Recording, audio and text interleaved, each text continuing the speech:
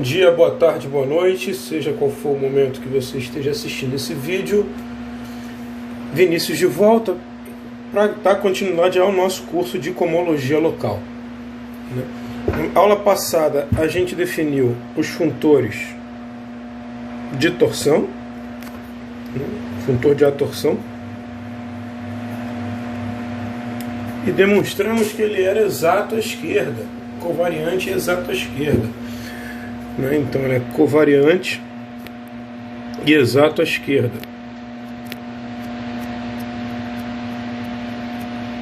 Mas o que significa para você então que não lembra o que é um funtor, o que é covariante, o que é exato à esquerda? Esse é o intuito então da gente fazer uma passagem rápida, essa passagem turbo por álgebra homológica, para desenvolver essa teoria de funtores exatos e funtores derivados, dentre outras coisas que a gente vai precisar mais para frente. Hoje a gente vai falar de fazer três coisinhas. Primeiro, a gente vai relembrar a noção de categoria e funtores. Eu não vou entrar muito a fundo na teoria de categorias, Na realidade eu vou tentar evitar o máximo possível de fazer tudo muito categórico. Vou tentar fazer o mais pé no chão, o mais concreto possível. Depois a gente vai estudar a noção de complexo e homologia e comologia, que são noções iguais, só depende do jeito que você escreve as coisas. E por último, a gente vai demonstrar um resultado importantíssimo da teoria de homologia, que é a sequência exata longa de homologia obtida a partir de uma sequência exata curta de complexo, que é o que faz o papel da sequência exata longa que a gente tinha visto na primeira aula. Então vamos começar.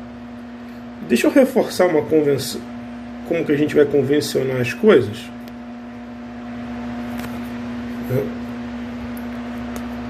Então, como sempre, todo anel é comutativo com unidade e no eteriano. Sempre. Então pode pensar sempre nesse caso. Então o que era uma categoria?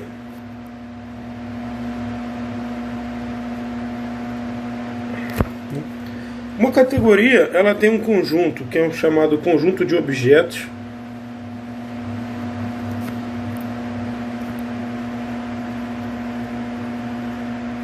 certo?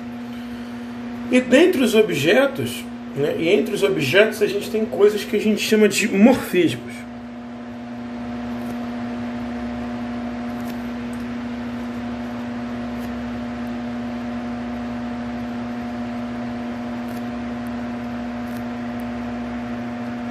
Que a gente vai escrever por enquanto como mor.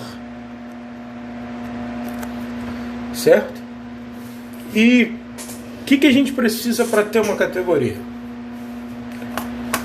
Primeiro, uma noção de composição.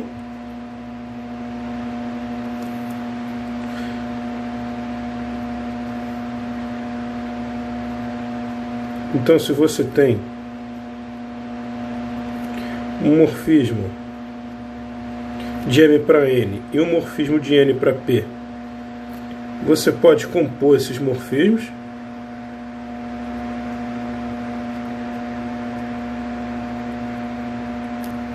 Certo? E que para todo objeto existe um morfismo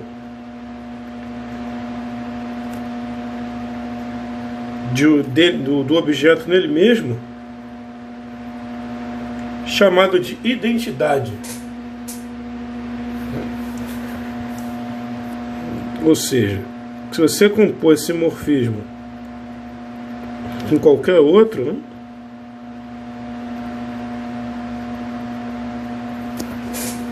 desculpa, esse morfismo não muda. Então a gente tem todas as noções, né? Noção de isomorfismo, né? Que é um morfismo que possui uma inversa, então, né, todas as noções de composição usuais de funções a gente tem aqui na teoria de categorias. Eu não vou escrever isso com detalhes, mas você pode procurar na Wikipédia, se você quiser, sobre categoria. E a categoria que a gente mais vai usar é a categoria que a gente vai escrever CR,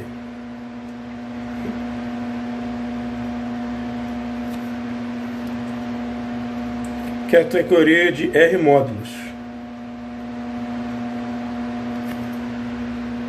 Então, os objetos como a gente disse, são os R módulos.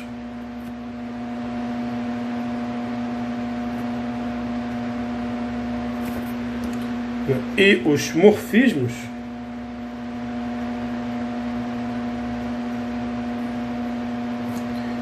são exatamente os morfismos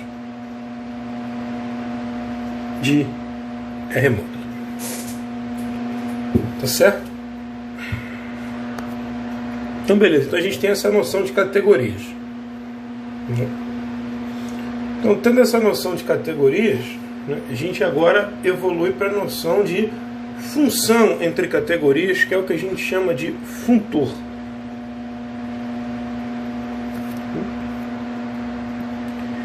Então, um funtor, e aqui eu vou deixar destacado entre parênteses covariante,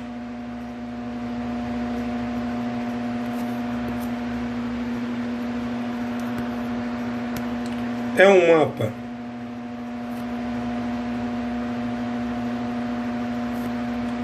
entre duas categorias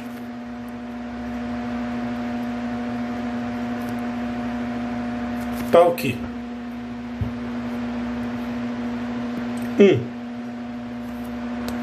ele associa para cada objeto em si um único objeto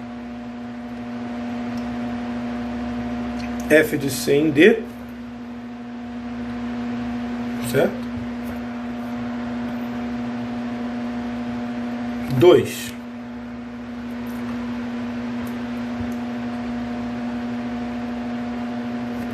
A cada morfismo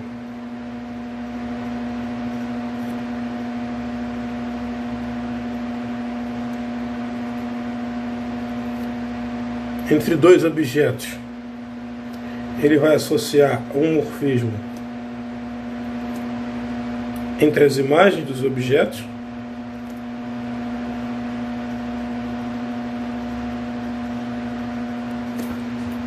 certo? E essa associação, ela não é uma associação feita de qualquer jeito, tá? Ela leva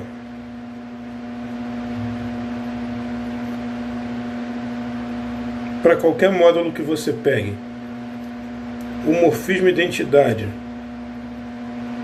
no morfismo identidade por qualquer objeto, certo? E ela leva a composição de dois morfismos na composição dos morfismos associados. Tá? Então essa é a definição de funtor que a gente colocou covariante. Tá? Tem uma outra noção, que é a noção de funtor contravariante, né, que você, ao invés de levar no morfismo de FC em FC', você inverte.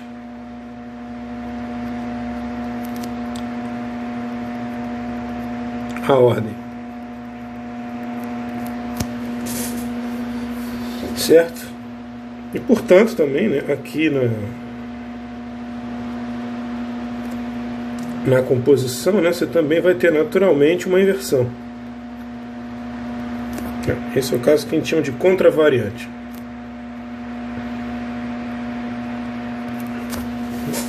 Muito da teoria, praticamente toda a teoria que a gente vai mostrar aqui, né, se aplica a funtores covariantes e contravariantes sem distinção. Até porque você pode entender um funtor contravariante como um funtor covariante utilizando o que a gente chama de categoria oposta. Então, outra convenção que a gente vai fazer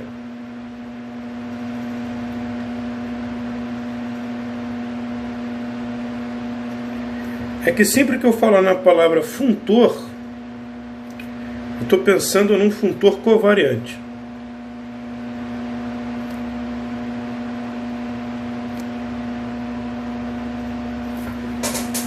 Tá? Então sempre que eu falar em funtor, eu vou estar falando de um funtor covariante. Então os principais exemplos, né, utilizados na álgebra comutativa, né, é o produto tensorial por um módulo fixo.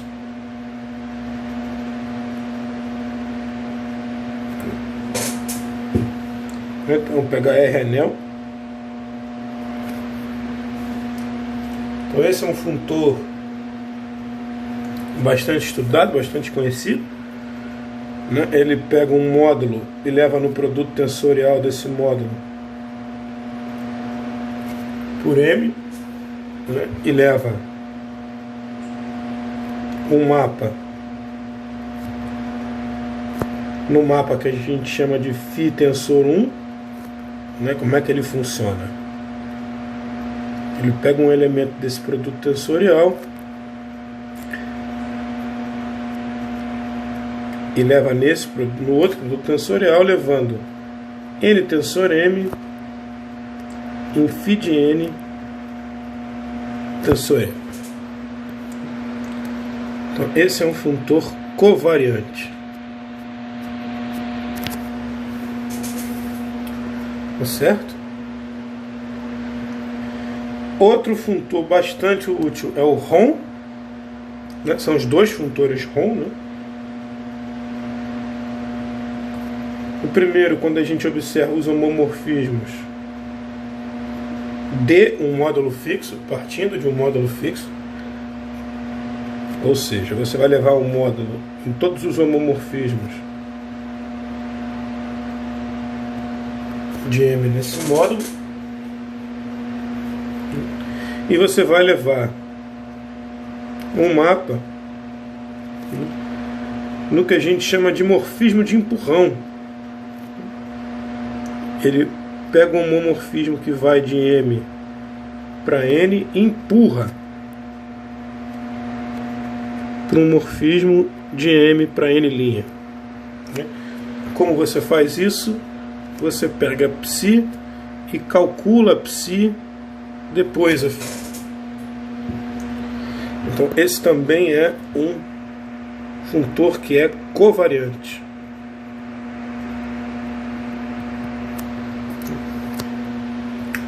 E por último,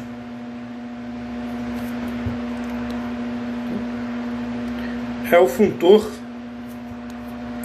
de homomorfismos em M, módulo fixado.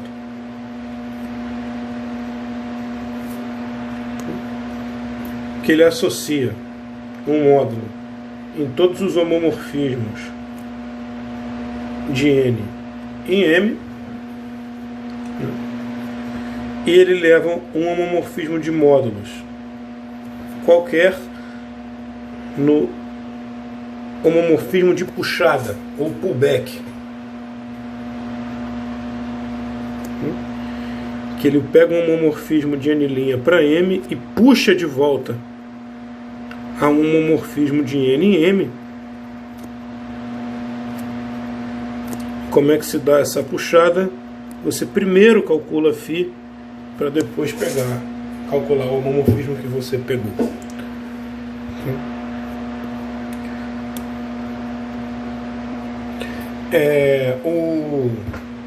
Eu vou recomendar para vocês, se você não lembra essas propriedades do ROM e do produto tensorial, vou deixar na descrição os vídeos do canal Matematiago sobre isso. Tá certo? Então, vamos prosseguir. né? Nota o seguinte, a gente está querendo trabalhar sobre a categoria de R-módulos. Né? A verdade é que a gente está trabalhando sobre a categoria de R-módulos, né? E o conjunto de morfismos, eles também têm uma estrutura de R-módulo. Né? Então, eu vou dar uma definição agora que estende essa noção, né, de quando essa noção é preservada por funtores. Então, definição. Então, sejam C de categorias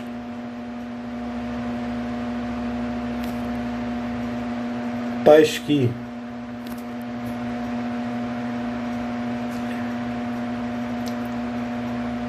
todos os morfismos, todos os C-morfismos, né?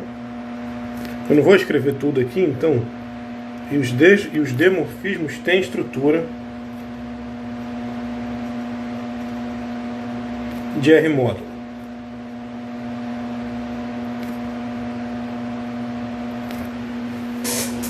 Certo?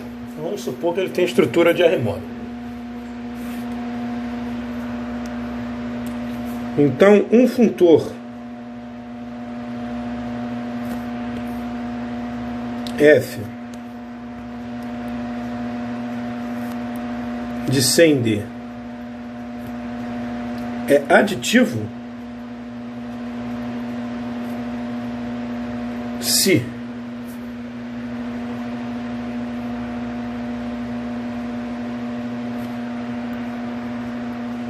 a primeira condição é que ele respeite a soma de morfismos. Então, se você pegar dois morfismos,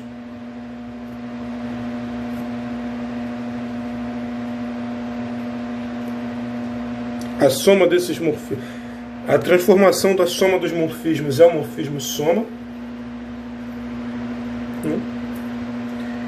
E se você pegar um morfismo e multiplicar por um escalar, né, a multiplicação da estrutura de módulo, se você fazer a estrutura de módulo e aplicar o funtor, isso é a mesma coisa que você aplicar o funtor e depois utilizar a estrutura de módulo nos demorfismos. Certo? Em particular, né,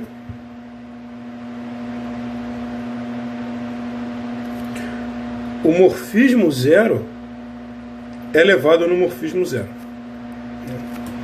O morfismo nulo.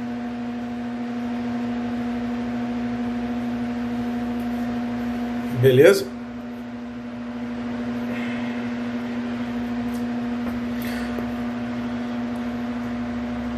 Então, antes da gente continuar, deixa eu deixar um exercício.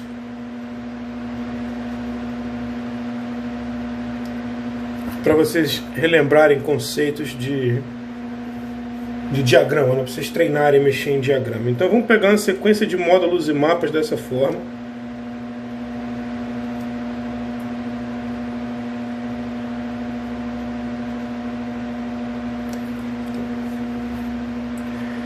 Eu vou dizer que ela é exata e rachada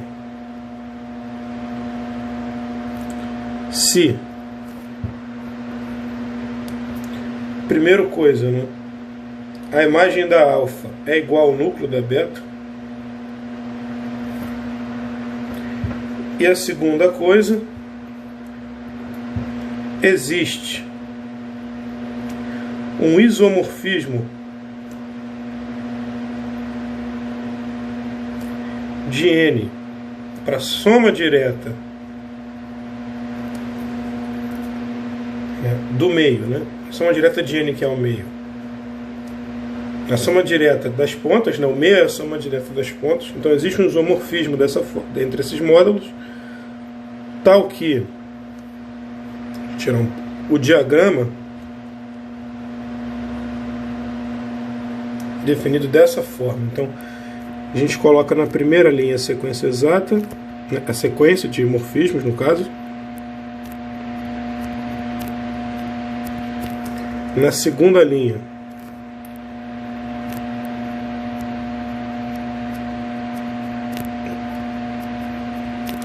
a gente coloca na sequência tal a morfismo natural.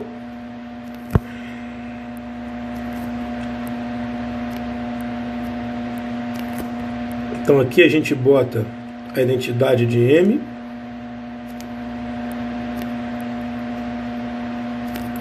Aqui a gente bota a identidade de P. E aqui a gente bota o nosso isomorfismo. Então, na linha de cima a gente mantém a sequência original. E na linha de baixo a gente vai pegar o primeiro mapa, a inclusão. E o segundo mapa a gente vai pegar a projeção na segunda coordenada. Então eu vou dizer que a sequência exata, ela é exata e rachada se tem essa condição, que a imagem de alfa está contida no núcleo, é igual ao núcleo da beta, desculpa, né? E existe um isomorfismo que transforma essa sequência que você começou na sequência clássica de inclusão e projeção da soma direta, tá? No caso, 2 implica 1, tá? 2 implica 1, certo? Então eu vou dizer que ela é exata e rachada se vale isso. Então, o que é o exercício? Deixa eu chamar isso aqui de estrela. Então, estrela é exata e rachada se somente se 1. Existe um mapa que eu vou chamar de I, de N para M, né, do meio para o primeiro, tal que I bola alfa, né, I composta com alfa é a identidade de M, ou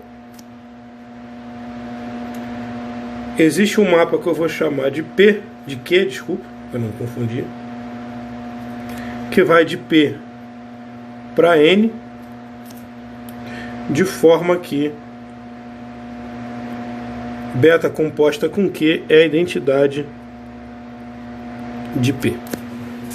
Certo? Então, a sequência é exata e rachada se somente se uma dessas condições é satisfeita. Ou seja, essas condições também são condições equivalentes entre si. Tá? A dica, né, é que se você tem esse mapa da 1, da I tem 1, é você tentar escrever o seu N como a imagem da I mais o conúcleo da I. Então, N sobre a imagem da I. E se você tem um mapa da número 2, né, que você tente escrever o N como a soma direta entre o núcleo da Q e a imagem da Q. Então essa é a dica, você tentar escrever os módulos dessa forma. E o item B, né, já que você tem essas equações já que você tem essas equações que caracterizam a sequência rachar, né, é vocês demonstrarem que se a gente pegar um funtor aditivo,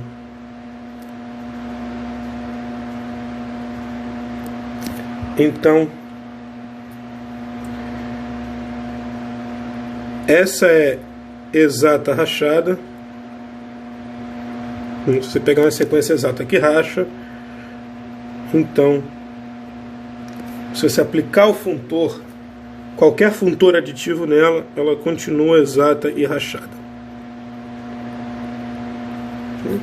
É bem tranquilo, é só você ver que se você aplicar os funtores, né, essas duas equações aqui, elas são mantidas. Então, com certeza, o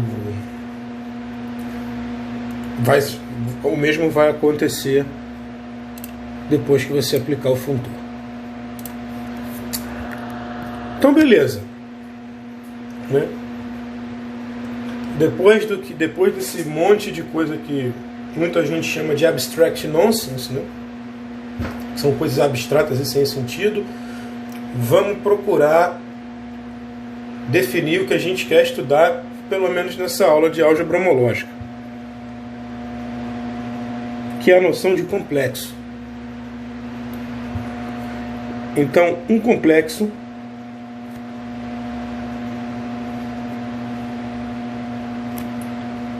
na categoria de R módulos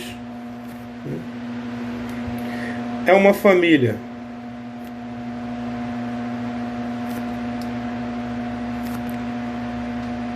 de módulos e mapas.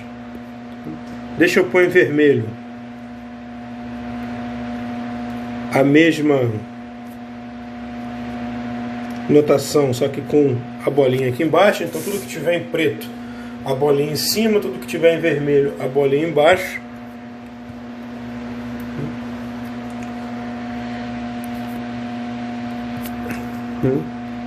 Então, esses F pontos são módulos. Esses Dzinhos são morfismos.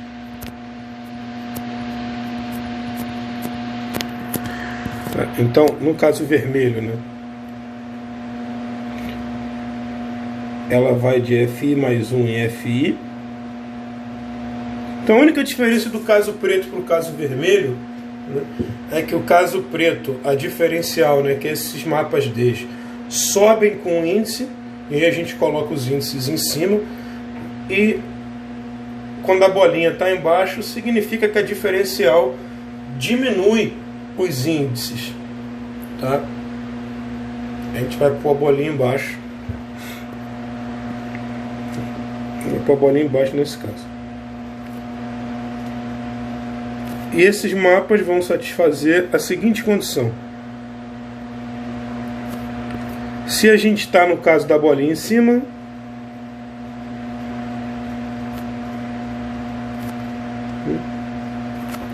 a imagem da DI está contida no núcleo da DI mais 1. E se a gente tiver no caso da bolinha embaixo,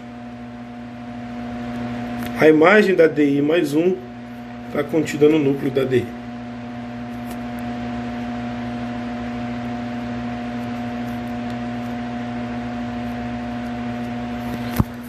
Então, isso é um complexo.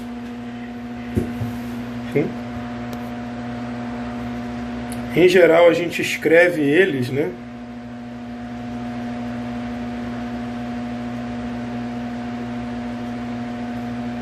como uma fila.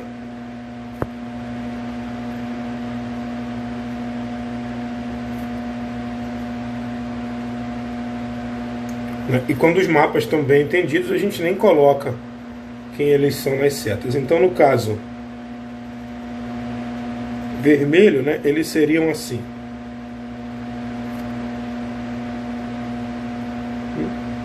É claro que tudo que vale para um vale para o outro, né? Porque se você tem um complexo que baixos índices, é só você escolher renumerar os seus índices de uma maneira que, ao invés de subir de 1 em 1, você desça de 1 em 1. Então não faz muita diferença. A gente vai adotar no nosso curso, de maneira principal, essa notação,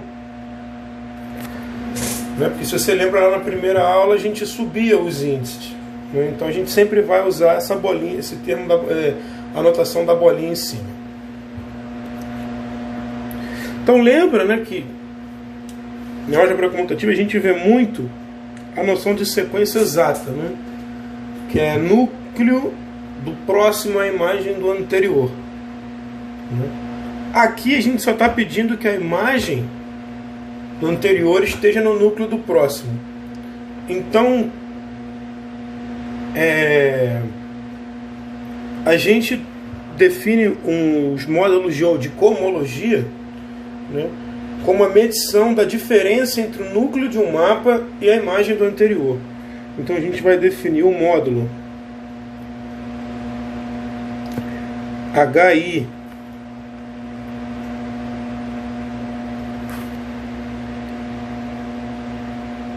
de F, né, é o núcleo do mapa sobre a imagem do anterior. Então a gente chama esse cara aqui de iésima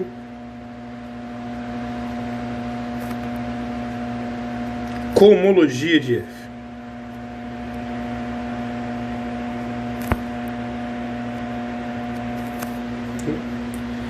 No caso vermelho, né, que os índices descem,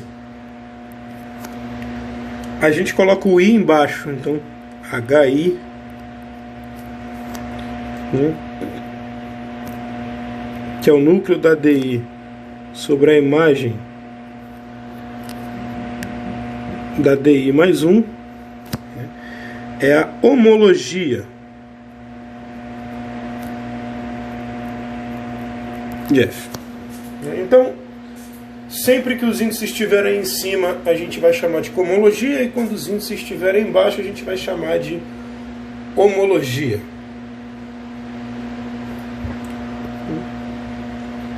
Dois. Então, o complexo, desculpa a cor, o complexo F é dito exato em I se no ponto I, né, a homologia vale 0. E a gente tem a mesma ideia que para homologia. E 3,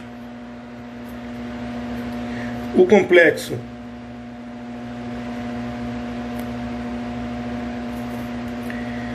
F bolinha é dito acíclico se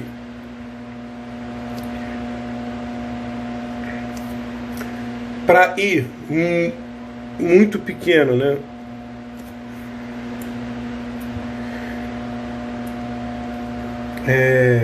ele se anula. Então existe um ponto onde daquele ponto para trás todos os módulos são 0, e se na posição N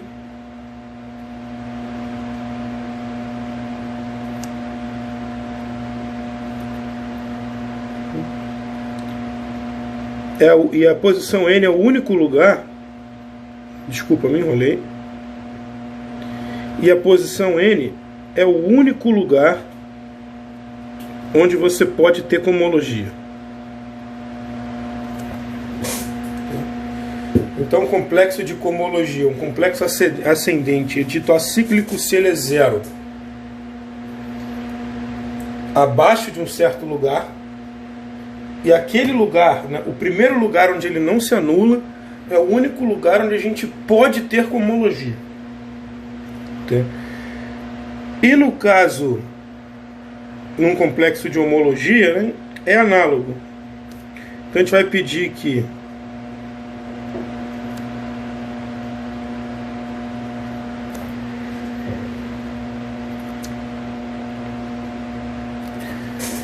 o FI seja 0 a partir de um certo cara também, né? E que o único ponto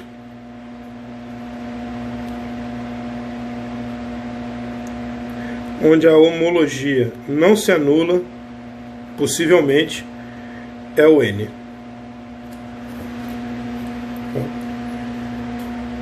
Então, num complexo de cohomologia, para ele ser acíclico, você precisa ter um monte de zeros, eventualmente um ponto onde ele, você vai ter um ponto onde ele não se anula, ali eventualmente pode ter cohomologia, mas no resto não.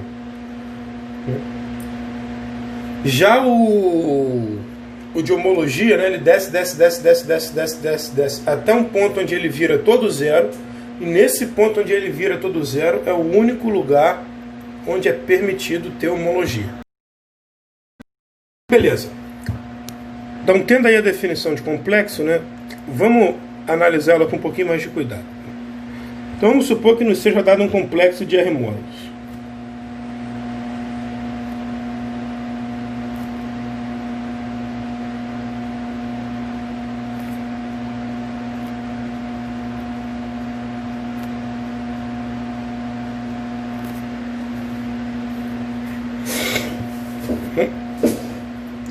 Vamos supor que não seja dado um complexo de R módulos.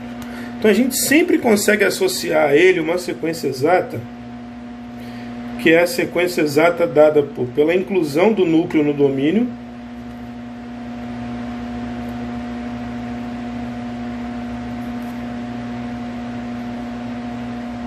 seguido pela sobrejeção do domínio na imagem.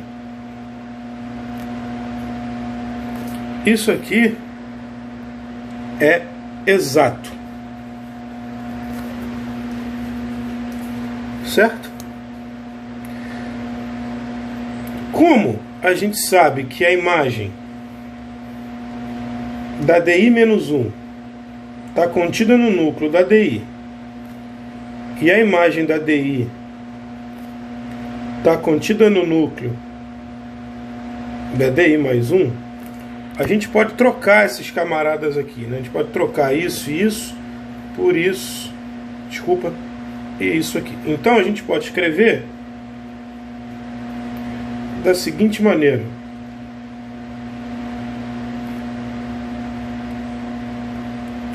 desculpa, 0, a imagem da DI menos 1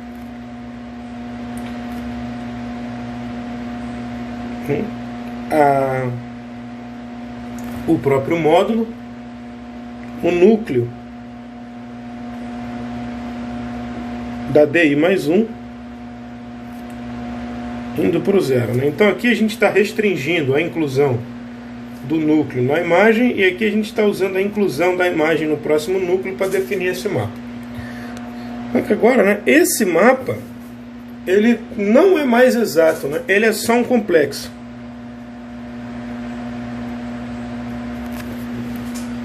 E aí o exercício, que é mais uma observação, né? Vamos chamar essas sequências exatas aqui de estrela-estrela. E o exercício, que é mais uma observação do que um exercício de fato, né? É que esse complexo aqui é exato se somente se as sequências estrela-estrela são exatas para todo I. Então esse é um resultado bastante importante, bastante útil. E bom, para que a gente quer então essa coisa de sequência exata, de complexo? Para que a gente quer isso? Basicamente a gente quer usar, quando a gente tem um complexo ou quando a gente tem uma sequência exata, a gente consegue ficar passando informação de um módulo para o outro. Tá? Então, vou propor para vocês o seguinte exercício, né? Que nada mais é do que uma aplicação do teorema de núcleo-imagem para espaços vetoriais. Tá? Então seja 0, Vn, V1, V0, 0, um complexo de espaços vetoriais.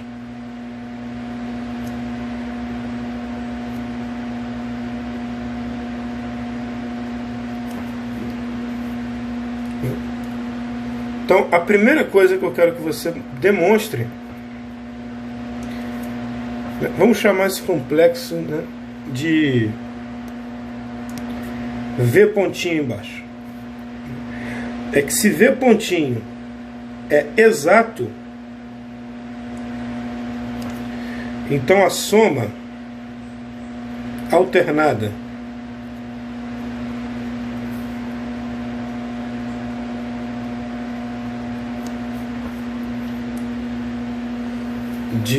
das dimensões desses espaços vetoriais vale 0. Então esse é o primeiro caso, a primeira coisa que eu quero que vocês mostrem. E aí a dica é que vocês olhem para essas sequências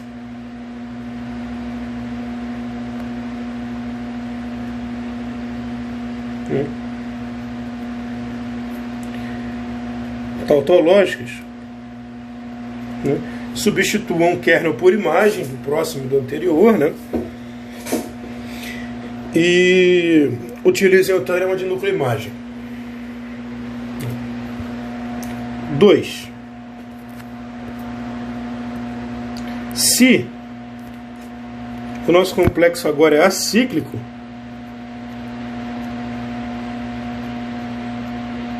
então vamos dar um nome para esse mapa aqui, D1.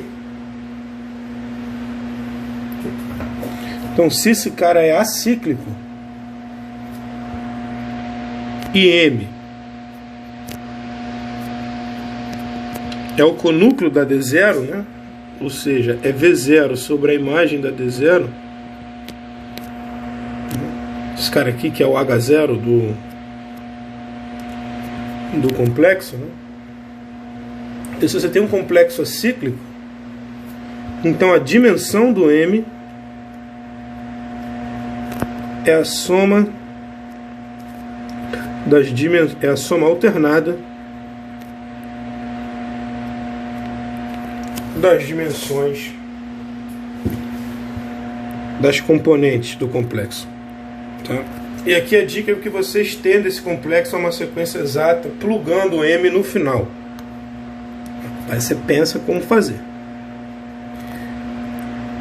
E a terceira condição é a característica de Euler, que a gente chama de característica de Euler, que tem a ver com a característica de Euler da topologia, né, que a gente conhece. Que, se a gente somar de maneira alternada a dimensão dos VIs, é a mesma coisa que você somar de maneira alternada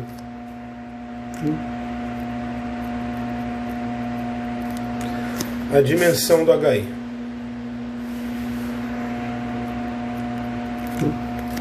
Na topologia, esse lado de cá corresponde a, no caso, por exemplo, de sólidos no espaço, né, aquela fórmula vértices menos faces mais arestas. Desculpa, vértices menos arestas mais faces. Então, e aqui a característica de Euler.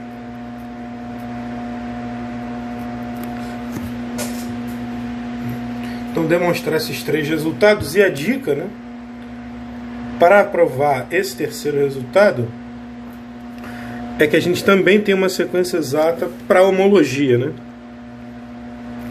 Que a imagem de DI mais 1 é um submódulo do kernel da DI e o quociente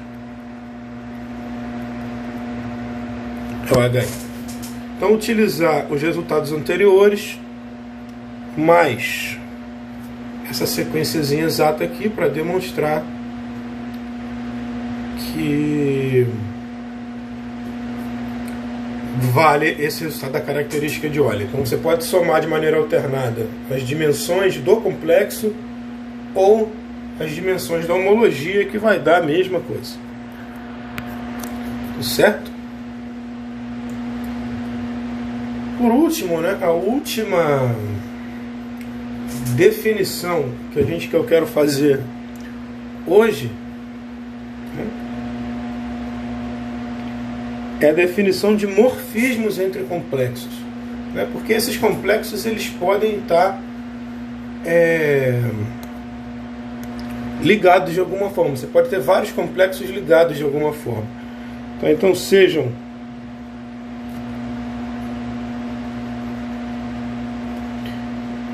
dois complexos, vamos botar ascendente, mas pode ser descendente também. Então, dois complexos. Então, um mapa de complexos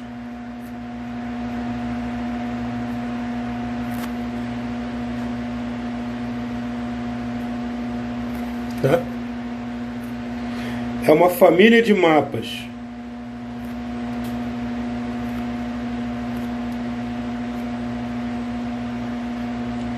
que vai de FI para GI. Então a gente vai escrever φ de F para G. Só que essa família, essa família de mapas, ela não pode ser definida de qualquer jeito. Ela tem que respeitar a diferencial no seguinte sentido. Então você pode ir pela φ e aplicar a diferencial da G, ou você pode ir pela diferencial da F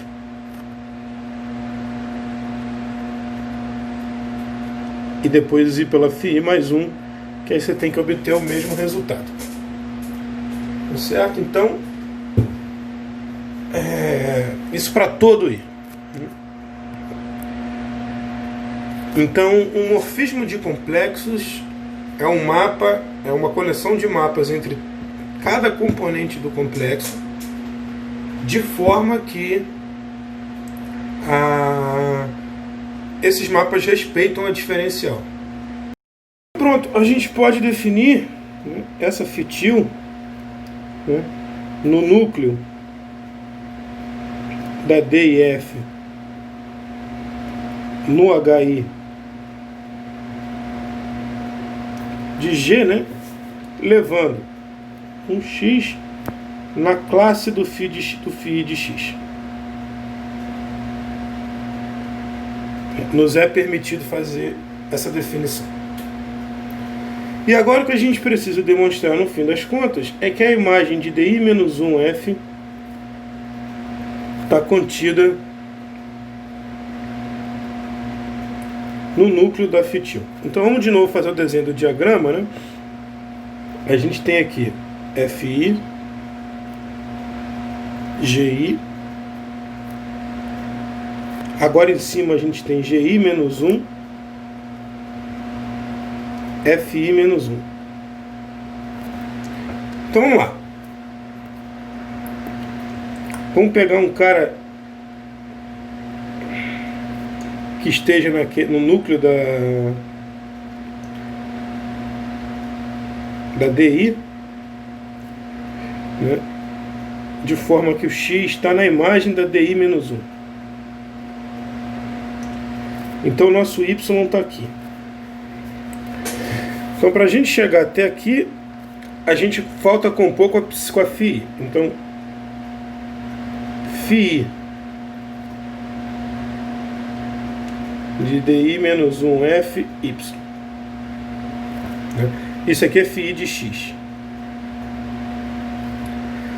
Se a gente usar como mutatividade do diagrama agora e vir por aqui, né, o que a gente tem então?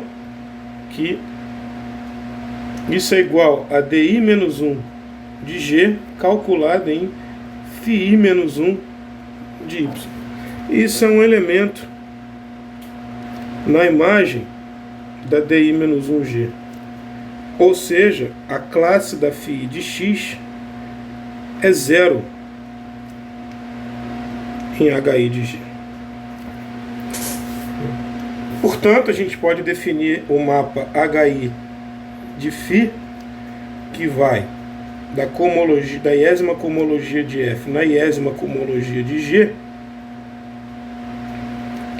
levando uma classe de cohomologia aqui na classe da imagem.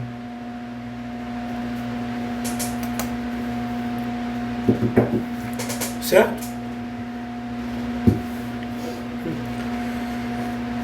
Isso é bem definido, né? E claramente tem que satisfazer todas essas hipóteses, todas essas condições aqui, né? Porque essencialmente é calcular φ. Então não tem muito o que fazer. Tá certo? Então, beleza. Para finalizar, né, a gente vai agora realmente para o resultado mais importante da aula de hoje, o resultado final, né, que é o teorema da sequência exata longa de cohomologia. Né? Antes de eu contar para vocês qual é o intuito desse teorema. O intuito é que a gente tente descrever complexos que a gente não sabe calcular com homologia, via complexos que a gente sabe calcular com homologia.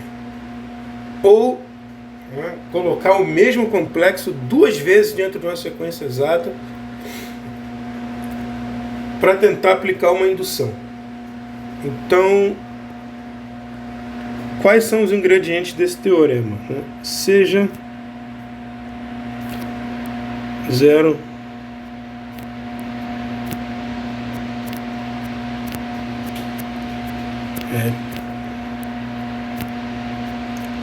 uma sequência exata de complexos.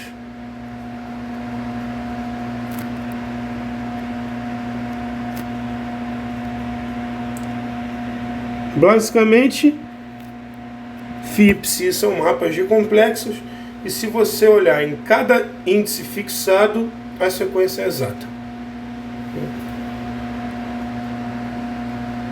Então existe uma sequência exata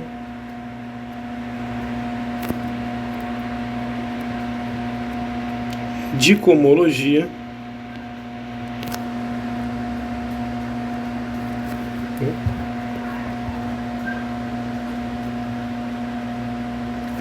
então a gente aplica o funtor, vamos botar aqui uns parênteses, umas reticências, então vai aparecer aqui o funtor HI menos 1.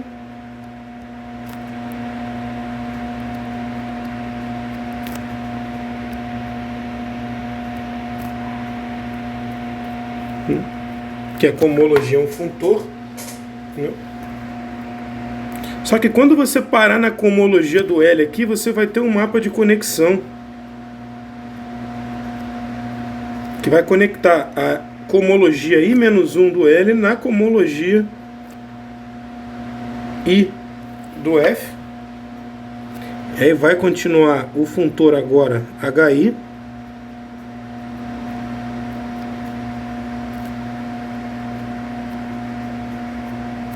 E aí quando você chegar no HI do L, você vai ter um outro mapa de conexão. Dessa vez para o HI mais 1.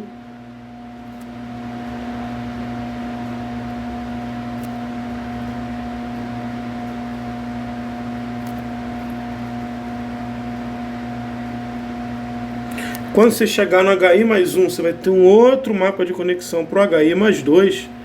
E isso aqui continua. Certo? Então esses funtores HI vão preservar a exatidão no meio da sequência exata curta. Certo? E nas pontas, por mais que eles não sejam exatos, você vai conseguir conectar as cohomologias uma na outra. Então esse é o ingrediente do teorema da sequência exata longa de cohomologia. Então sempre que eu quiser utilizar uma sequência desse tipo, eu vou usar o termo cell. Então qual é a filosofia? Sequências exatas curtas de complexo produzem sequências exatas longas na cohomologia. Esse é o mote que a gente tem que ter na cabeça. Então a gente sempre vai procurar produzir sequências exatas curtas de complexo para obter sequências exatas longas de cohomologia. Vamos lá, vamos demonstrar esse resultado aí. Tá. Então, o primeiro passo que a gente tem que fazer é construir a ΔI. Então, etapa 1, construir uma ΔI que vá da homologia do L na homologia I mais 1 do F. E aí a gente vai tentar adotar a mesma estratégia do item anterior, né, para mostrar que a homologia era um funtor. Então a gente vai tentar começar construindo um mapa do núcleo da DIF no núcleo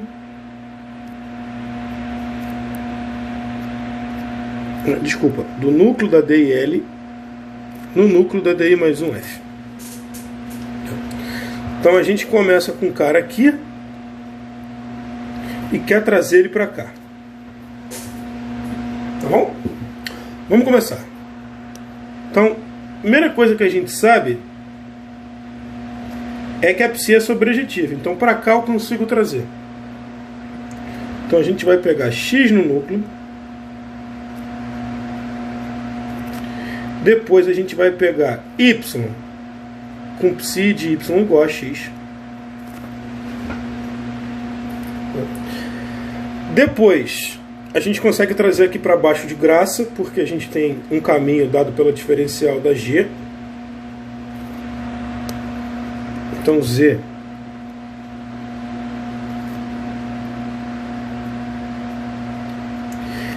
e além disso a gente precisa trazer o z aqui para trás. Então para trazer o z aqui para trás a gente precisa mostrar que o z está no núcleo desse mapa. Então vamos calcular psi mais 1 de z.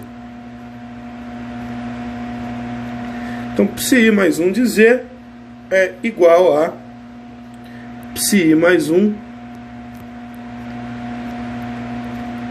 da dig de y. Só que esse caminho, né, é você fazer com y esse caminho aqui, que pela comutatividade do diagrama é esse caminho aqui. Então esse camarada aqui é simplesmente dil de psi de y, só que esse camarada aqui é x, ou seja, 0. Então o z ele vem aqui para trás, como a gente queria. W. Tá certo? Ele vem aqui para trás. Mais ainda, né, o W ele tem que estar no núcleo da DI mais 1. Por quê? Vamos ver então que o W está aqui. Então DI mais 1 F de W, né? Bom, a gente não tem muito como calcular, né? Mas a gente tem um mapa aqui embaixo, que é o φi mais 2.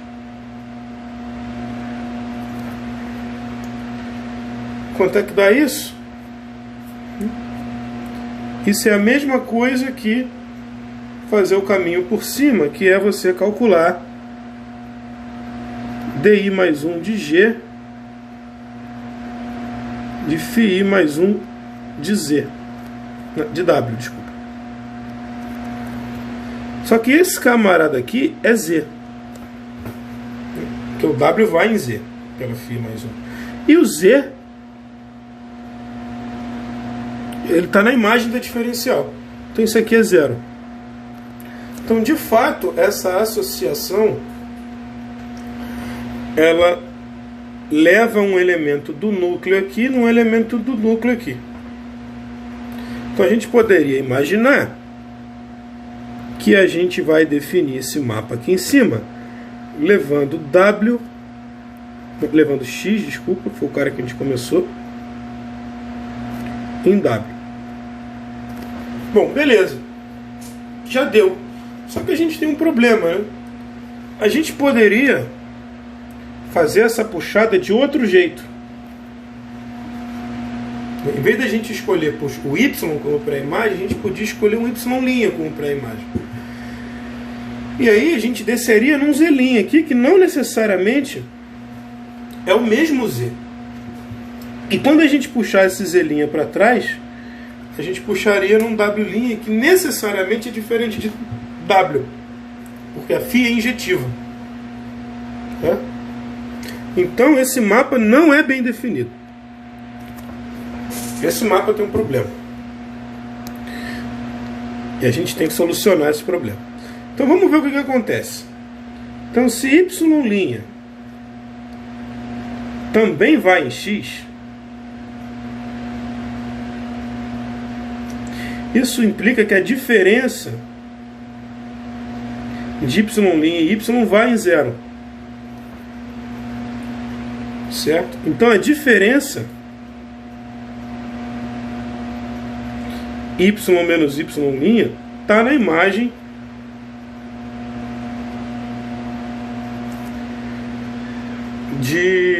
da φ. Então vamos chamar esse cara aqui de A. Então Então você tem o A aqui, que está indo na diferença entre Y e Y'. A gente tem um cara aqui que está indo na diferença. Então, se a gente aplicar agora o DIG nessa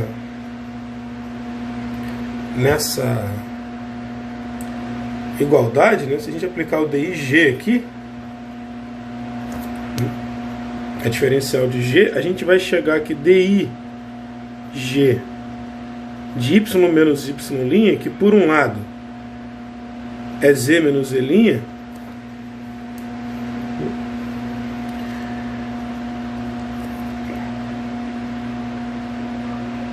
é igual a DIG de φ de A,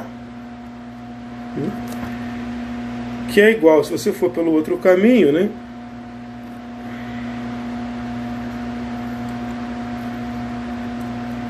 a φ de DI F de A.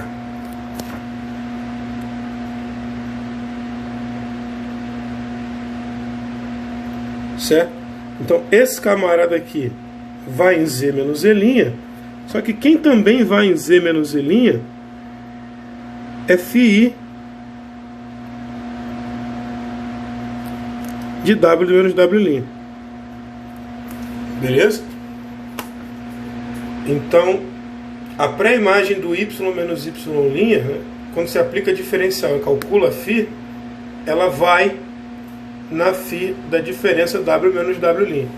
Só que a φ é injetiva. Então, como a φ é injetiva, W menos W' é igual a DI menos 1, F de A. Ou seja, W menos W' pertence à imagem da DI menos 1F. Então, essa associação ela não está bem definida se você olhar de núcleo para núcleo. Mas se você quocientar o contradomínio pela imagem, ela vai estar bem definida. Então, na realidade, a gente não consegue construir de núcleo para núcleo, mas a gente consegue desconstruir de núcleo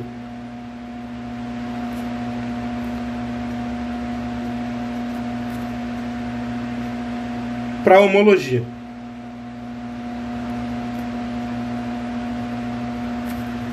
E como é que esse mapa funciona?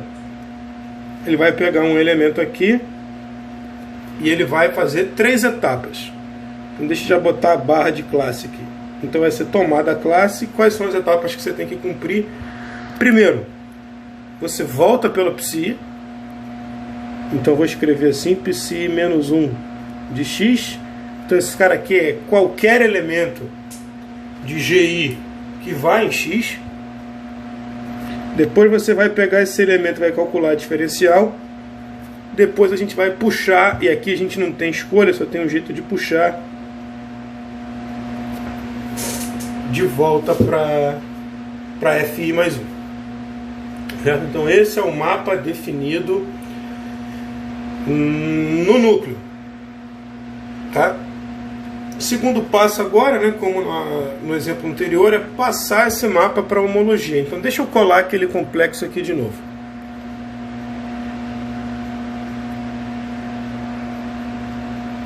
Vamos colar ele aqui de novo. Então agora, né, vamos supor que o nosso X esteja na imagem da DI mais 1L. Então ele está aqui. Beleza? Vamos supor que ele seja a imagem de um X'. Desculpa, DI menos 1. E vamos supor então que X seja DI menos 1L de um X'. Então aqui está o x'.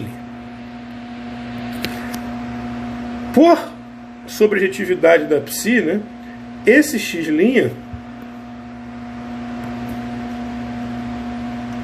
é psi menos 1 de um y'.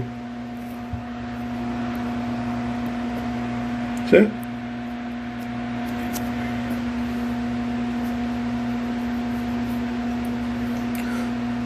Portanto, né, então, vou botar aqui as setas, né, se a gente empurrar para frente o y'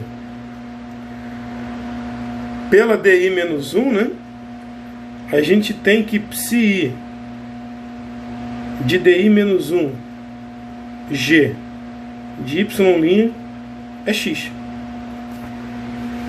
Né? Então esse camarada aqui, ele serve para puxar x na construção, né? Ele serve como esse elemento aqui na construção do nosso mapa. Então quando a gente pegar esse cara e botar aqui e calcular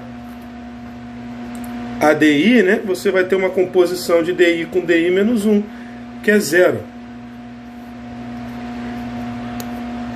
Se você quiser formalizar com mais detalhe, pode ficar como um exercíciozinho.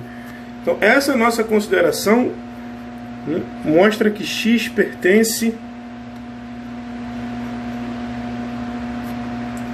né, que se x está na imagem, né, o ΔI tilde x vale 0. Então esse mapa se fatora pela homologia. Então na verdade a gente constrói o mapa, né? O que esse mapa, perdão, o que esse mapa faz? Então ele vai de HI de L em HI mais 1 de F. E o que esse mapa vai fazer? Ele vai pegar uma classe de homologia aqui e vai levar na classe de homologia, chamar isso aqui de estrela,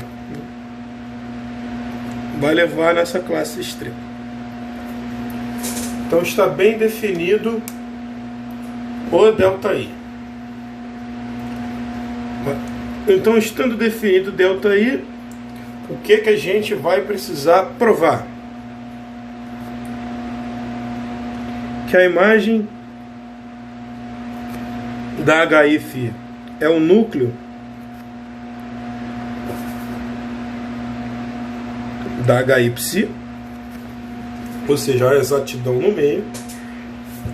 A gente vai precisar mostrar que a imagem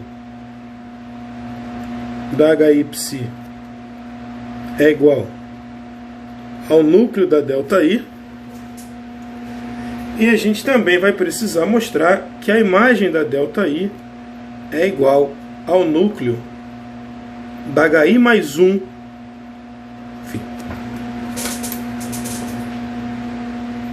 Certo? Então a gente vai precisar mostrar essas coisinhas. Tá? Em geral, qualquer demonstração desse tipo, mostrar que a imagem está contida é sempre mais fácil. Tá? Então eu vou só comentar por alto, nos 3 casos, como é que funciona. Então esse primeiro é simples, né? Para a imagem.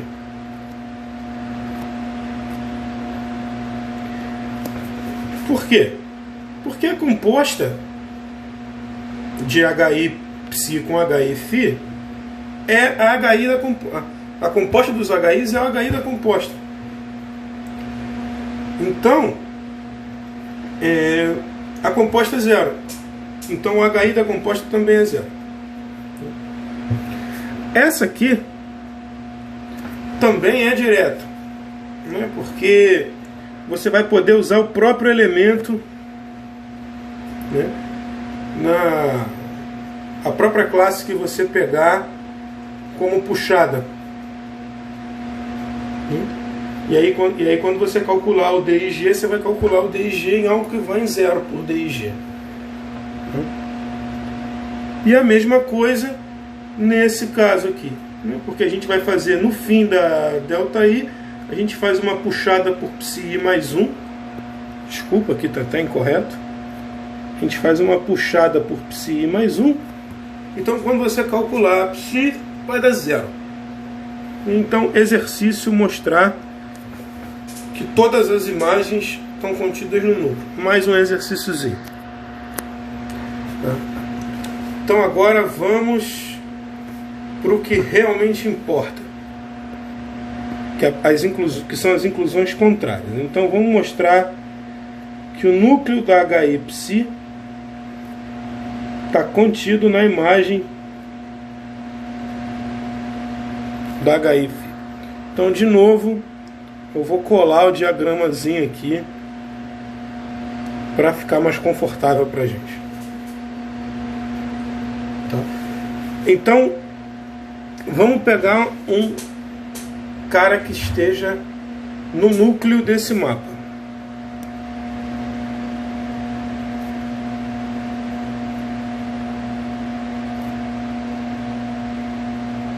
Então, o que isso significa se a gente olhar no diagrama? Se a gente olhar no diagrama, eu estou dizendo que o X está no núcleo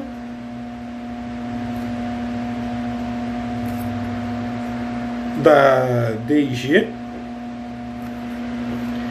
e que o psi de X está na imagem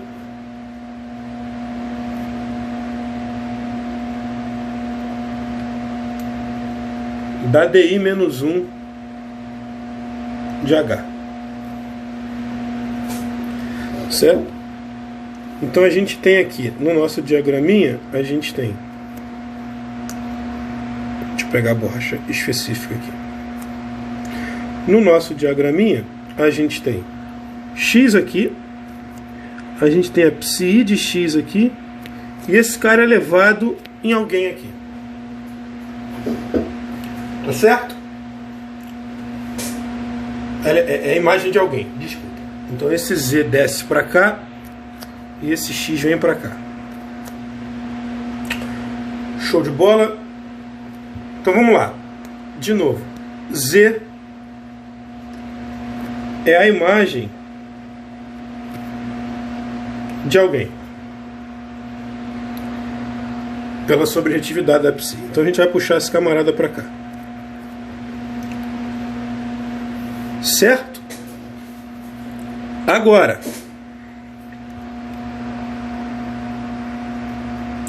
se a gente pegar a imagem da diferença entre X e a diferencial de G desse Y, né? Pela comutatividade do diagrama, isso tem que dar zero.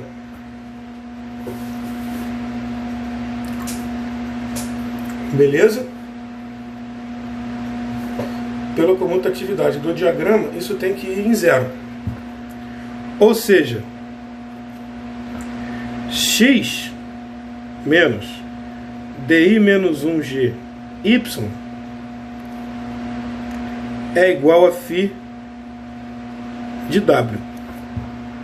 Então a gente tem um W aqui. Só que a última coisa que a gente tem que garantir, né, para esse cara aqui estar na imagem da HI de φ, é que esse W está no núcleo da diferencial de F.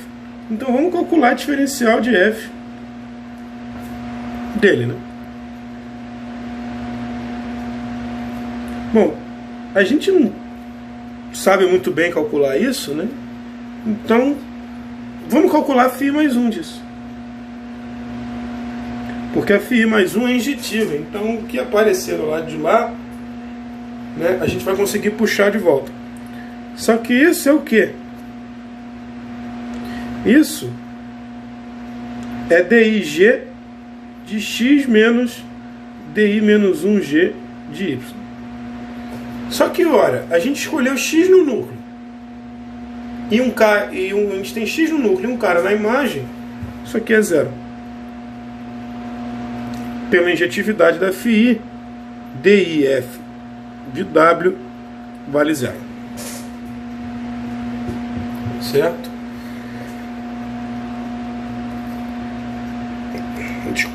Meu Deus, o que está vendo? Perdão. Então, recapitulando, a gente pegou uma classe nesse núcleo, né? E a gente mostrou então que essa classe nada mais é do que HIF de W bar. Então a gente já tem que a imagem, o núcleo da HI de psi é exatamente a imagem do HIF. Então a gente tem exatidão no meio. Agora, né, o passo é, vamos demonstrar que o núcleo da ΔI está contido na imagem da HI de psi. Esse é o passo mais trabalhoso de se fazer. Vamos ver como é que a gente faz isso. Então vamos pegar x barra no núcleo da ΔI. Então o que isso quer dizer? Que a gente pegou um x aqui que vai em 0, porque ele está no núcleo da ΔI, né? Então o representante dessa classe vai em 0, vamos escrever isso aqui. Então, DIL de x igual a 0. E aí quando você puxa ele, então você puxou x para cá,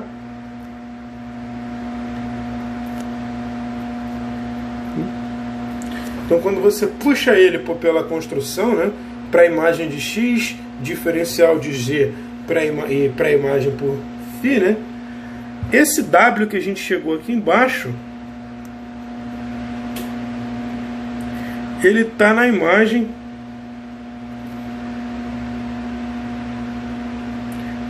da diferencial de f.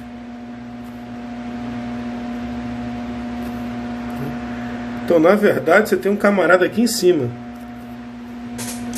que a gente vai chamar carinhosamente de t. Beleza? Só que agora vamos fazer o seguinte, vamos empurrar t pela φ.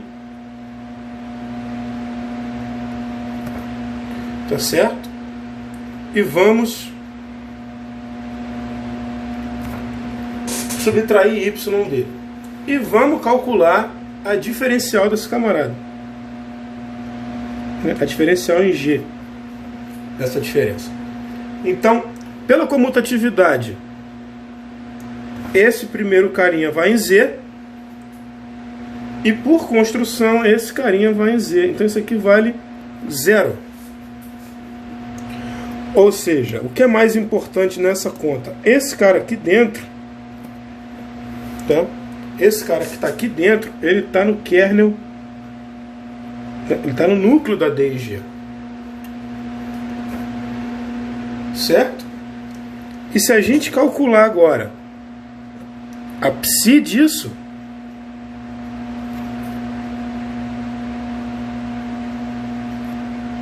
desculpa, o item que está aqui em cima. Se a gente calcular a psi disso,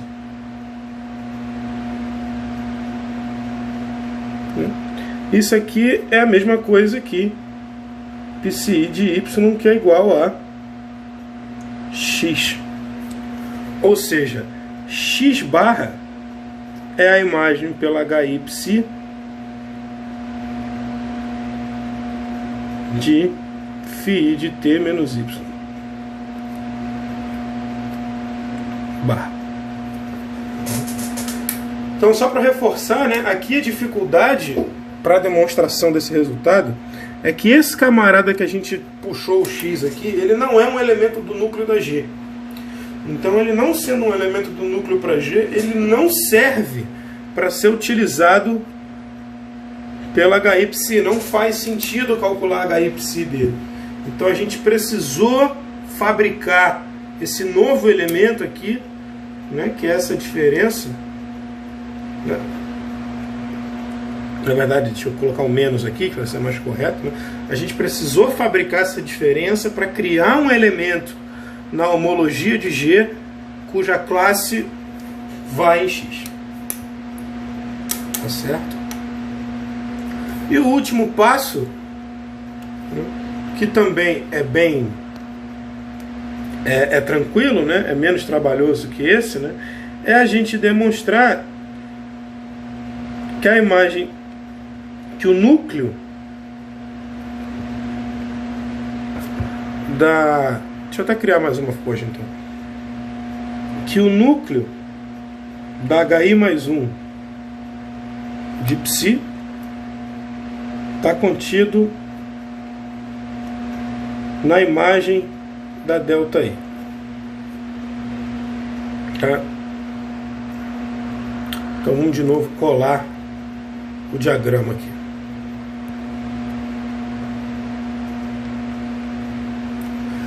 Então, onde é que a gente está agora? A gente está aqui, né? Nesse cara aqui. Então a gente pegou X barra no núcleo. Vamos melhorar isso aqui, ficar mais fácil, né? Então eu vou mostrar que o núcleo da HI de φ está contido na imagem da delta I menos 1.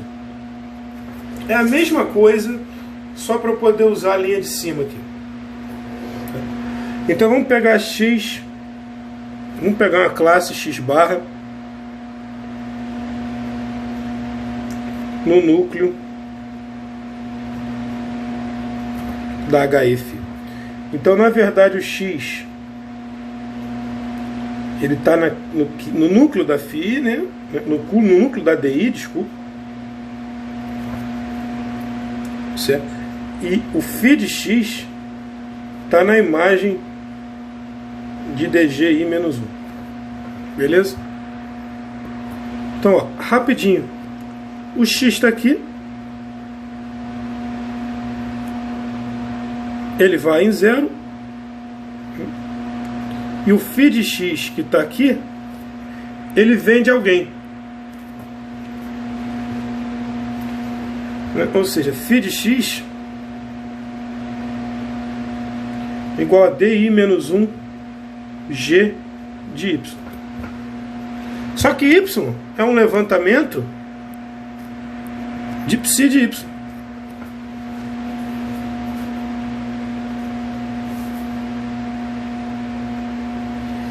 E o psi de Y, pela comutatividade do diagrama, tem que ir em 0.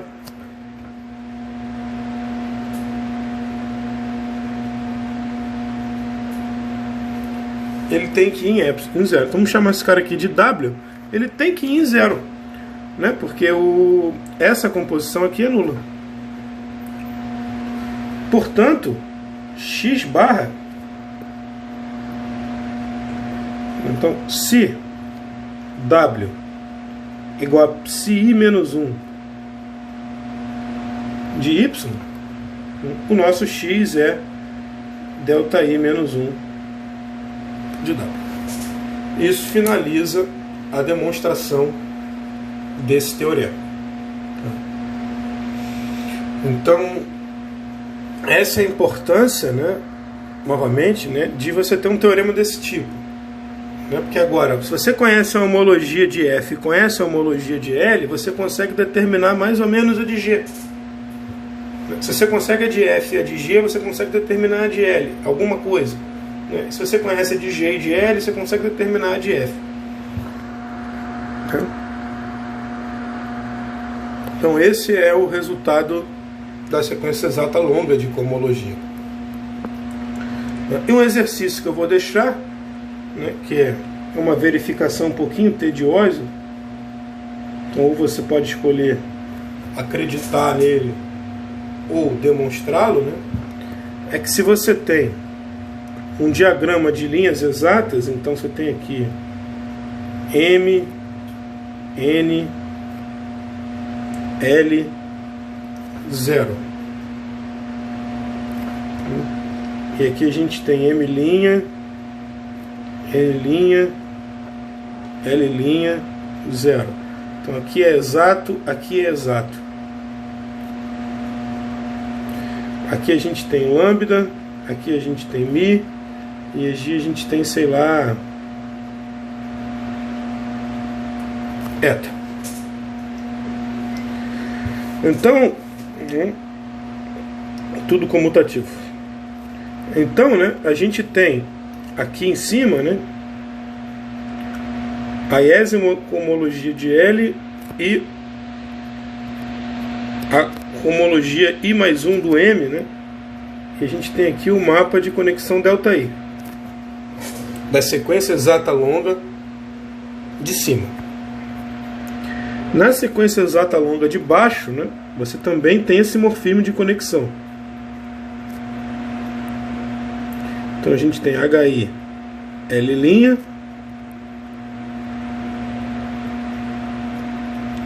e a gente tem HI mais 1 de M'. Certo? E o homomorfismo de conexão aqui embaixo.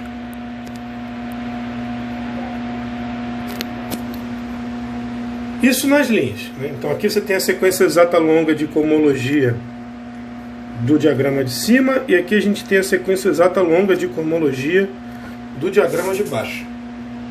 Nas colunas, né, você tem os mapas induzidos na cohomologia.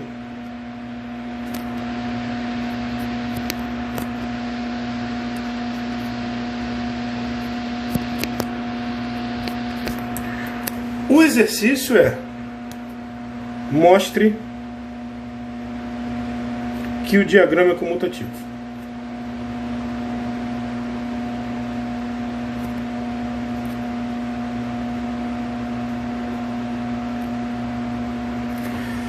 A gente não precisa se preocupar muito com a comutatividade nos outros pontos, né? Porque a comutatividade nos outros pontos é simplesmente reflexo do fato da cohomologia ser um funtor, né? Mas, bom, nada garante que você tem a comutatividade nas conexões, né? Então o exercício é mostrar que essas conexões, né, você tem esse diagrama comutativo nas conexões, né? E isso é a mesma coisa que dizer que esse ΔI, né, ele é uma transformação natural, né, que esse ΔI ele é natural, né, ele é uma transformação natural. A gente vai definir isso mais tarde, mas você pode pesquisar. Ele é uma transformação natural entre o funtor HI e o funtor HI mais 1. Ele é um mapa natural. Bom, e se encerra a aula de hoje, né? Desde já eu peço desculpas se eu me enrolei em algum momento. É a segunda aula que eu estou gravando, então eu ainda estou me acostumando com esse tipo de produção de conteúdo, né? E deixa eu dizer um pouquinho, sem escrever mais nada, o que vai acontecer na aula seguinte. A próxima aula a gente vai investigar a seguinte pergunta, né? Se você tem um morfismo de complexos, né, você tem morfismos induzidos na cohomologia, né? Então a pergunta é: quando que dois morfismos diferentes de complexo induzem o mesmo morfismo na cohomologia? Então esse é o primeiro assunto que a gente vai abordar. E o segundo assunto que a gente vai abordar é quando não, são os funtores derivados, né? Então, lembra que na primeira aula a gente apresentou o funtor torção e ele era exato à esquerda, né? Então a gente vai desenvolver uma série de funtores que completam essa sequência exata para o lado direito, né? E que funcionam mais ou menos como essa sequência exata longa de cohomologia aqui, né? Então a gente vai ver como é que a gente transforma um funtor que é exato à esquerda ou à direita numa sequência de funtores que dão uma sequência exata longa, né? Então é isso, obrigado pela sua atenção, espero que você tenha gostado, espero que você tenha aprendido e até a próxima aula.